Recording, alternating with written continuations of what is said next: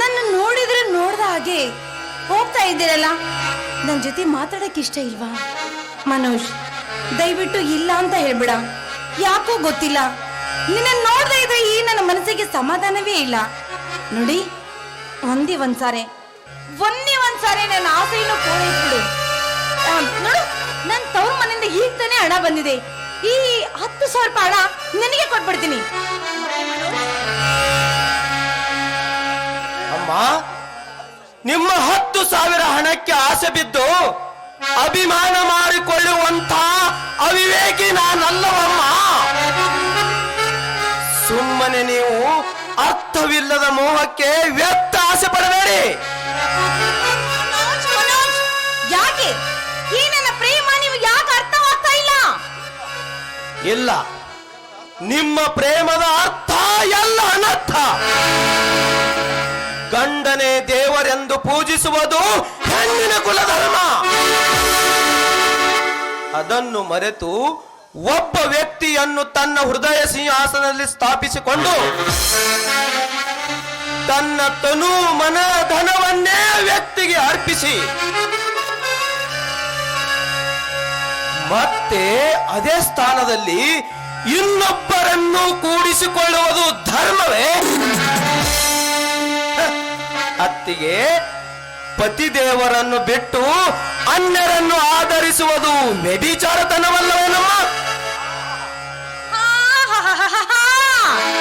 ಏನ್ರಿ ನಾಟಕದ ಕವಿಗಳೇ, ಈ ಪ್ರಪಂಚದ ಅನುಭವದ ಭಂಡಾರವನ್ನು ಅರಿತುಕೊಂಡವರು ನೀವು.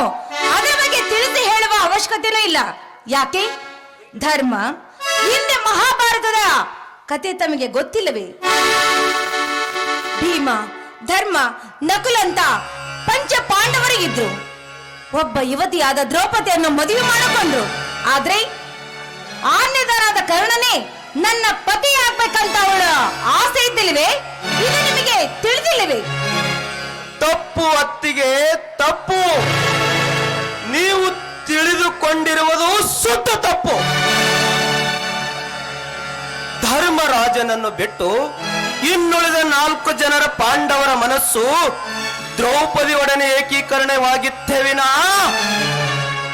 ಶರೀರಕ್ಕೆ ಮಾತ್ರ ಸಂಬಂಧ ನೆಟ್ಟುಕೊಳ್ಳುವಂತ ಅವಿವೇಕಿಗಳಾಗಿರ್ಲಿಲ್ಲ ಪಾಂಡವರು.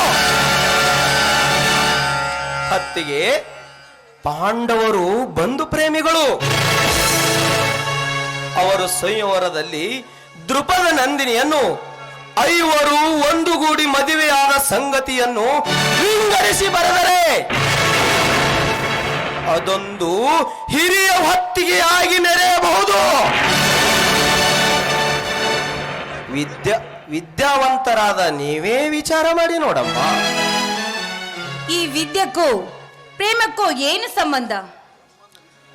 ಅದಕ್ಕೆ ಸಂಬಂಧವಿಲ್ಲದಿದ್ದರೂ ಪರವಾಗಿಲ್ಲ ಅತ್ತಿಗೆ. ಅಣ್ಣ ತಮ್ಮಂದಿರಾದ ನಮ್ಮ ರಕ್ತ ಕಾಲದ ಸಂಬಂಧವಿದೆ ಇಲ್ಲ,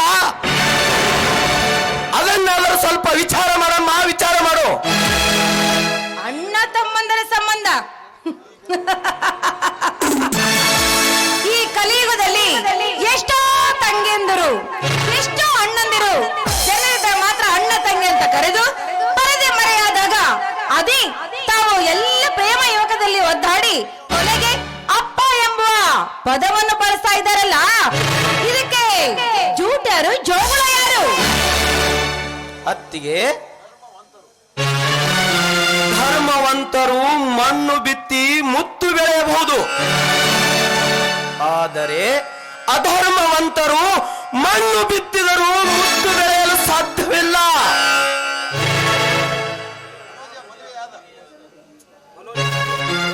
ಮನೋಜ್, ಮದುವೆಯಾದ ಒಬ್ಬ ಸ್ತ್ರೀ ಒಬ್ಬ ಪರಪುರುಷನನ್ನು ಪಡೆದುಕೊಂಡು ಸತಿ ಸುಳಿಯಾಗಿ ಮರ್ಯಾದೆ ಉಳಿಸ್ಕೋಬಹುದಲ್ವಾ? ಸಾಧ್ಯವಿಲ್ಲಮ್ಮ, ಸಾಧ್ಯವಿಲ್ಲ. ಒಳ್ಳೆಯದನ್ನು ಕೆಟ್ಟದ್ದನ್ನಾಗಿ ಮಾಡಬಹುದು, ಆದರೆ ಕೆಟ್ಟದ್ದನ್ನು ಮಾತ್ರ ಒಳ್ಳೆಯದನ್ನಾಗಿ ಮಾಡಲು ಸಾಧ್ಯವಿಲ್ಲ. ಅಂದರೆ ಅಕ್ಕಿಯನ್ನು ಅನ್ನವನ್ನಾಗಿ ಮಾಡಬಹುದು, ಆದರೆ ಮರಳಿ ಅನ್ನಕ್ಕೆ ಅಕ್ಕಿಯನ್ನಾಗಿ ಮಾಡಲು ಸಾಧ್ಯವೇ?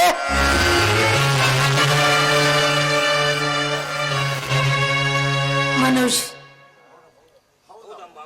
ಹೌದಮ್ಮ, ಹೌದು. ಬೇವಿನ ವಿಷಕ್ಕೆ ಸವಿಸಕ್ಕರೆ ಪಾಕವೆಂದು ಒಬ್ಬ ಕುರುಡನ ಕೈಯಲ್ಲಿ ಕೊಟ್ಟರೆ ಆ ಕುರುಡನು ಸಹ ನಂಬಲಾರ ಇದು ಸವಿಸಕ್ಕರೆ ಪಾಕವೆಂದು. ಮನೋಜ್, ಕೇಳು ಮನೋಜ್. ಛೀ, ನಾನೆಷ್ಟು ಪ್ರಯತ್ನ ಪಟ್ಟರು ಈ ಮನೋಜ್ ನನ್ನಿಂದ ದೂರ ಆಗ್ತಾನೆ ಇದ್ದಾನೆ.